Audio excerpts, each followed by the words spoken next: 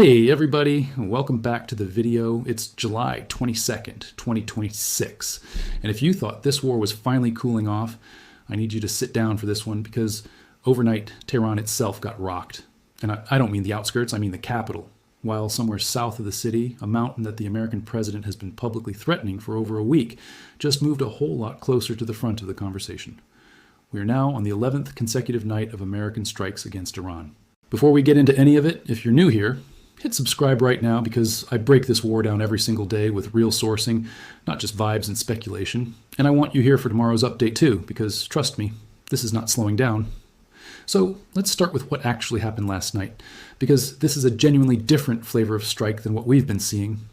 According to CNN's live coverage dated July 21st, Iran's own Tasnim news agency reported that Tehran's air defenses activated again in both the eastern and western districts of Greater Tehran, engaging what it called hostile targets.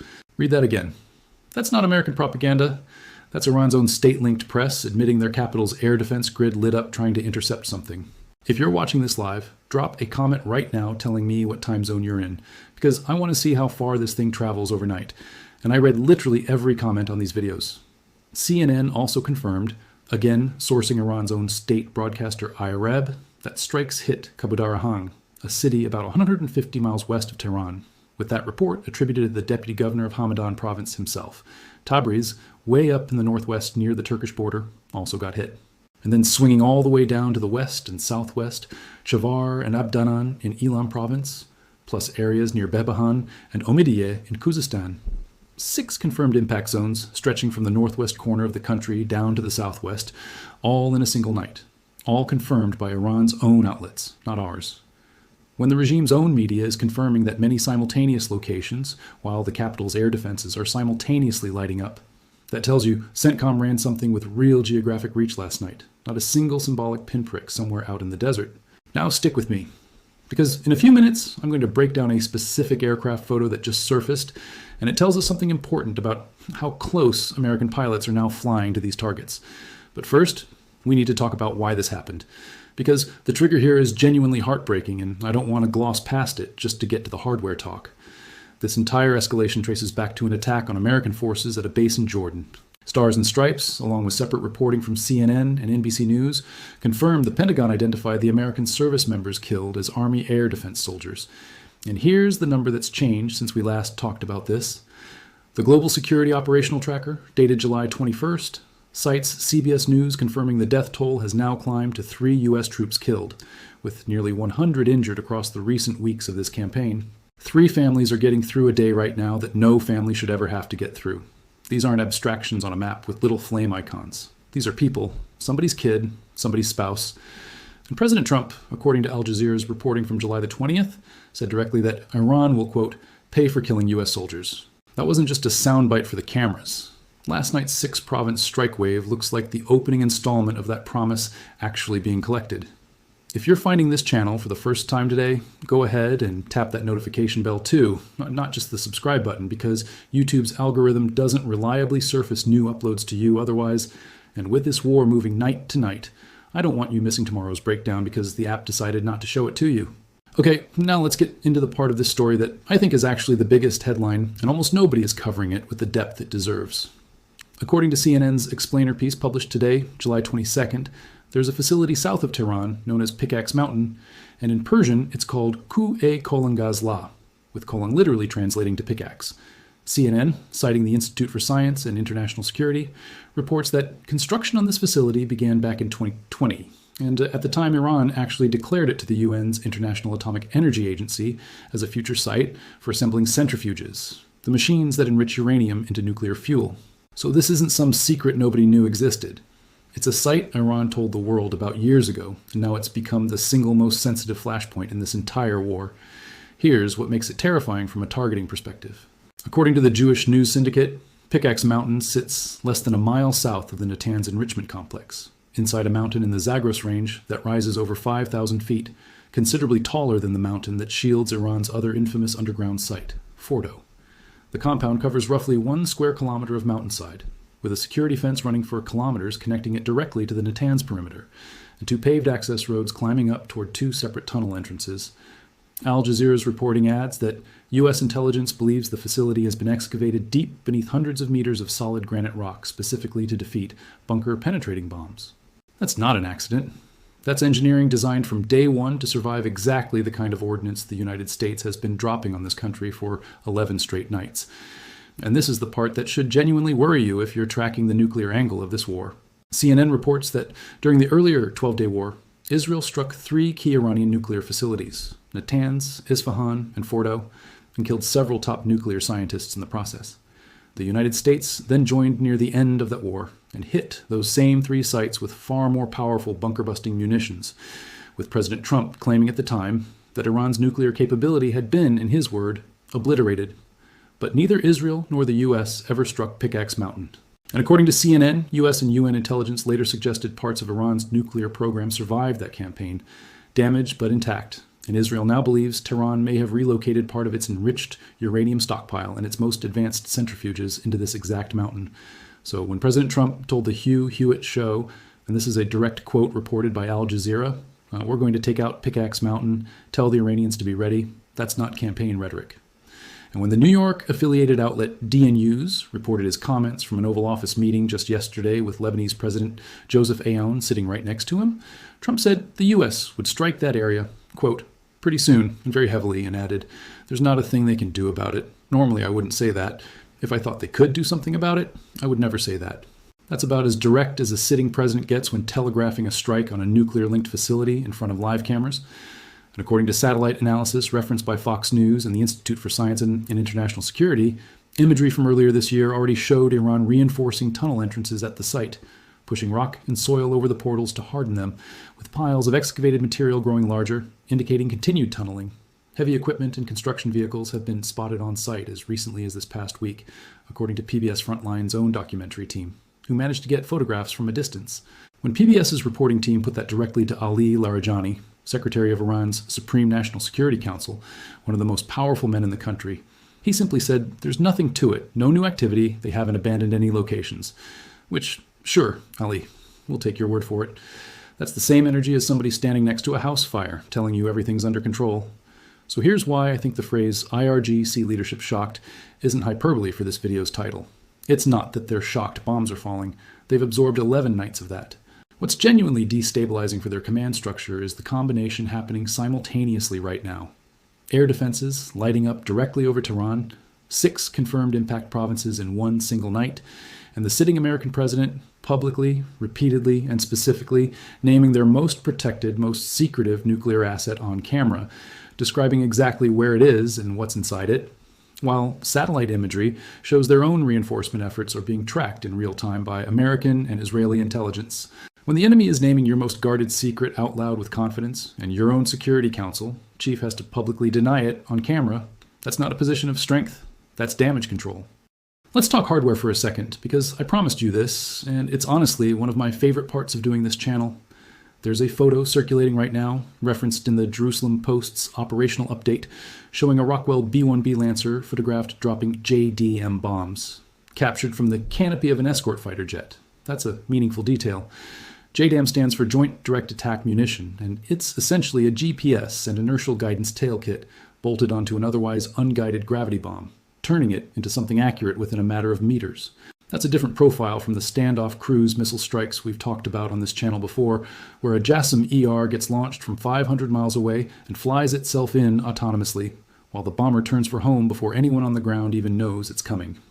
A JDAM drop means the aircraft is physically closer to the target, inside contested airspace, committing to a direct pass instead of lobbing something from way outside the threat envelope.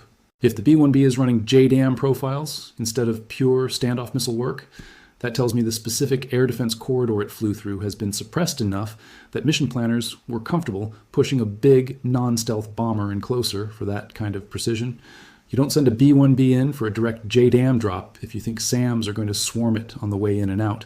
That's a confidence signal, and it likely means the EA-18G Growler electronic attack aircraft and F-16 Wild Weasel jets we've talked about before did their job first, blinding radar and clearing a lane, before the B-1B ever got that close. This is a layered strike package, suppression first, precision delivery second, and it's exactly the kind of coordinated symphony of air power that's been defining this entire campaign for 11 nights running.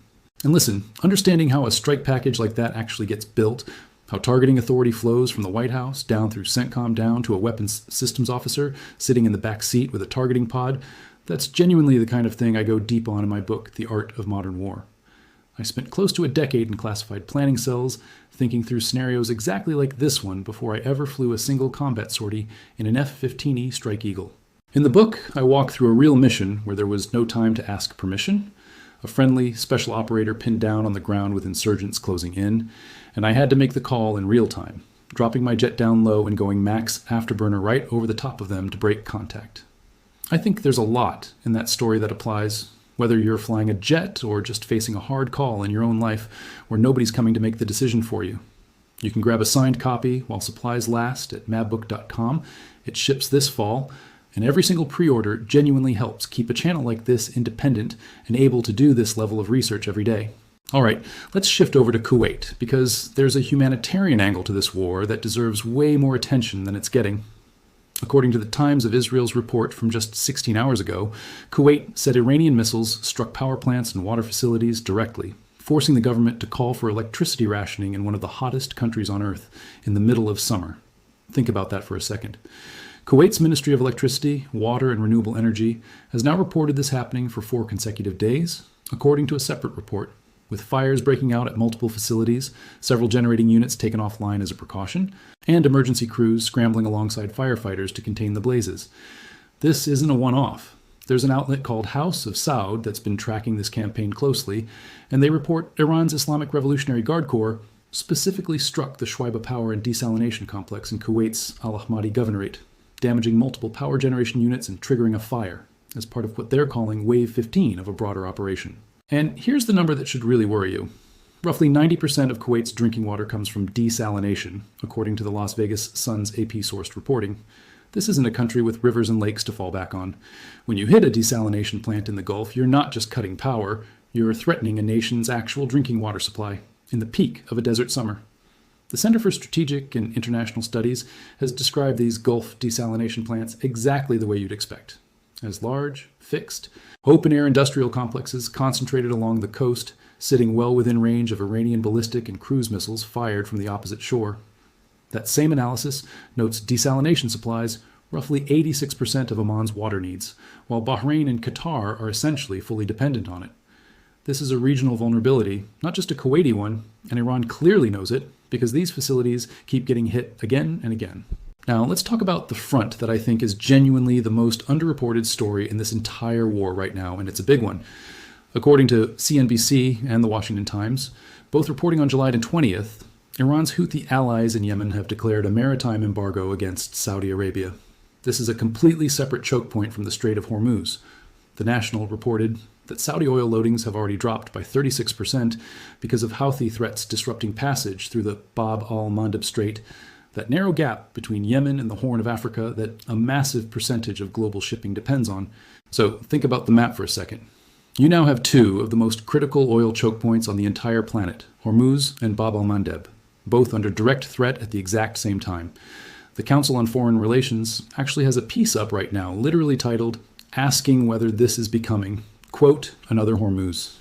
If your gas prices have been doing something weird these last couple of weeks, this is a huge part of the reason why, and I genuinely don't think it's getting the coverage it deserves compared to the footage of explosions everyone's sharing. Reuters also reported this week that Iran allegedly instructed the Houthis to prepare to fully close that Red Sea gateway if the United States strikes Iranian power infrastructure directly. So there's an explicit linkage being drawn here by Tehran itself. Escalate against our domestic power grid, and our answer is choking global shipping through Yemen. When President Trump was asked about this directly, according to Fox News Digital's live coverage from July 21st, his answer was fairly measured publicly, saying the U.S. will, quote, just have to take care of business if that blockade actually happens, and that so far it hasn't happened, but it might. Measured in public. I would bet real money the contingency planning happening behind closed doors right now is anything but measured. You made it to the global roundup section, my friends, so let's talk about the diplomatic chess piece that might matter more than any single night of airstrikes. Reuters and The National both reported that Lebanon's President Joseph Aoun traveled to the White House to meet directly with President Trump, hoping to build American pressure on Israel regarding a withdrawal from Lebanese territory. That meeting happened July 21st. the very same meeting where Trump made his most direct public comments yet about Pickaxe Mountain. Lebanon sits right in the middle of this entire regional chessboard, and any real movement there, any new alignment, any new pressure point, ripples straight back into Iran's own calculations, because Hezbollah remains Tehran's most established and most dangerous regional proxy.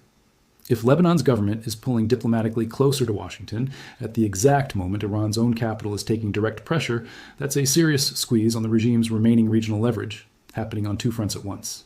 And even with all of that, Bloomberg reported on July 21st that mediators are still actively working behind the scenes to revive some kind of truce framework, even as strikes extend into an 11th consecutive night.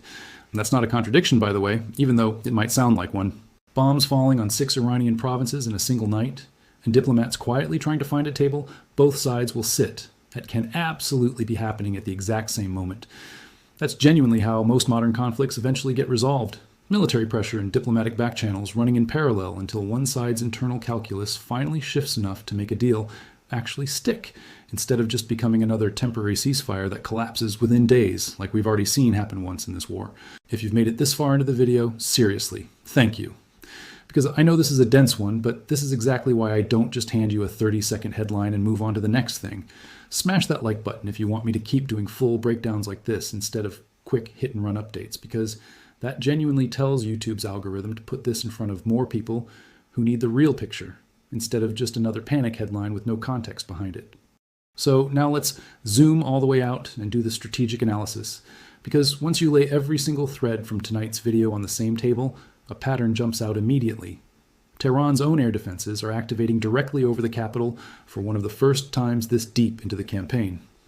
Iran's own state media is confirming strikes across at least 6 distinct provinces in a single night, stretching from the northwest border all the way down to the southwest. The American president is publicly repeatedly naming a specific, previously semi-secret nuclear-linked mountain facility south of the capital, describing its exact function and location on camera, while satellite intelligence tracks Iran's own frantic reinforcement efforts in near real time. The death toll of American service members has climbed to 3, with the president publicly promising Iran will pay. And now a second maritime choke point, Bab al-Mandeb, is getting pulled directly into this crisis through Iran's Houthi proxy, right alongside an already strained Strait of Hormuz, while Kuwait's civilian water supply gets hammered for a 4th straight day. Here's the pattern once you connect all of that.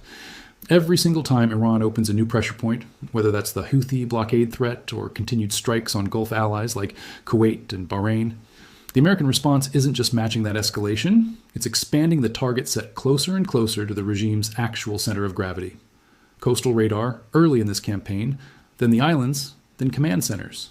Now air defense is activating over the capital itself, and a named nuclear facility sitting in the public crosshairs with the commander-in-chief describing it by name on live television. That's not a random escalation ladder. That's a deliberate, methodical compression, squeezing the IRGC's operational space smaller with every single night that passes, whether the regime is ready to admit that publicly or not.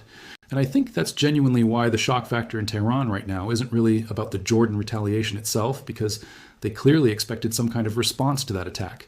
And their own state media has been broadcasting defiant rhetoric the entire war.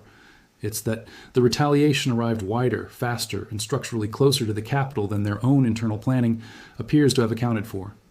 When your own state broadcaster is confirming 6 separate provincial impacts in a single night, and your capital's own air defense network is actively engaging targets, and your Supreme National Security Council secretary is being asked point blank on camera about reinforcement work at your most secretive nuclear site, that is not the slow, telegraphed escalation ladder the regime has spent this entire war publicly promising its own people it could control. That's a dramatically steeper curve, and steep curves are exactly what catch military and political leadership flat-footed, no matter how confident the press statements sound afterward. The Houthi blockade threat adds a whole other dimension to that picture too, because it tells us something about how Tehran itself is reading its own position. When a regime starts activating proxies hundreds of miles from its own borders, at the exact same moment, its own capital's air defenses are firing overhead. That's often a sign leadership is trying to manufacture external pressure to offset a vulnerability they can feel building at home. It's a classic move in the history of asymmetric conflict. Reach outward when you're getting squeezed inward, but it's also a tell about just how tight that internal position has actually become. You don't play the Red Sea card unless the cards closer to home are already running thin. So where does all of this actually go from here? Does Pickaxe Mountain get struck in the coming days? And does that turn the nuclear question from a persistent background issue into the single defining headline of this entire war? Does the Houthi blockade threat against Saudi Arabia actually materialize into a full closure of Bab al-Mandeb? And what does that do to global energy markets already strained by everything happening in Hormuz? Does the Lebanon meeting at the White House produce any real diplomatic movement that further isolates Tehran across the region? I genuinely want to know what you think happens next. Drop your prediction in the comments below, and if you think I'm reading any part of this wrong, I actually want that pushback too, because the comment section on these videos consistently has some of the sharpest analysis I see anywhere on this entire platform. Before I let you go, let me recap exactly where tonight's information came from, because you should absolutely be able to go verify this yourself instead of just taking my word for it. That's the entire point of doing it this way. The Tehran air defense activation and the 6-province strike confirmations came from CNN's live coverage dated July 21st, sourcing Iran's own Tasnim and IRIB state media directly. The full Pickaxe Mountain breakdown, including its location, construction history, and Trump's direct quotes, came from CNN's explainer published today, cross-referenced with Al Jazeera, the Jewish news syndicate, and reporting from DNews. The 3 American service member deaths, and the injury figures came from the Global Security Operational Tracker, itself sourcing CBS News, Stars and Stripes, and NBC News. The B-1B Lancer photo reference came from the Jerusalem Post's live updates page. The Kuwait desalination plant campaign details came from the Times of Israel, the Associated Press via the Las Vegas Sun, Turkey Today, and independent tracking from House of Saud. The Houthi Red Sea blockade details came from CNBC, the Washington Times, and the National, and the Lebanon White House meeting came from Reuters. I'll link what I can in the description below, and I would genuinely encourage every single one of you to go read the full original reporting yourselves, rather than just trusting a guy on YouTube. That's the only responsible way to stay informed on a war moving this fast, from any channel, including this one. I also want to say, before we wrap up, that behind every single one of these statistics tonight is a real person somewhere. 3 American service members and their families, Iranian civilians in 6 provinces we don't even have complete casualty numbers for yet. Kuwaiti workers dealing with a 4th straight day of fires at facilities that supply their country's actual drinking water in the peak of a desert summer. This war has a human cost, stacking up on every single side of it. And no matter how much we talk hardware and strategy on this channel, I never want to lose sight of that. And I don't think you should either. So that's exactly where things stand as of tonight, July 22nd. 11 consecutive nights of American strikes. Tehran's own air defense is activating directly over the capital. A named, previously secretive nuclear facility now sitting squarely in the public crosshairs with the American president, describing it by name on camera. A second maritime choke point under direct threat through Iran's Houthi proxy. And diplomats somehow still quietly working a truce in the background of all of it, even as the bombs keep falling every single night. This is genuinely one of the most volatile stretches of the entire war so far, and I will be back tomorrow with whatever happens overnight, because CENTCOM has shown zero signs of slowing down anytime soon. If this video gave you the real, sourced picture instead of just another panic headline with no context, that's genuinely the entire mission of this channel. So go ahead and hit subscribe. If you haven't already, tap that notification bell so you don't miss tomorrow's breakdown, and drop a comment letting me know what you think the next 48 hours actually look like for Tehran and for Pickaxe Mountain specifically. And if you want the deeper story behind how modern air campaigns like this one actually get planned, coordinated, and executed from the inside, head over to madbook.com and grab a copy of The Art of Modern War. Signed copies are limited, so I'd move on that sooner rather than later. Thanks so much for watching, guys. This is Ryan, also known as Max Afterburner, signing off.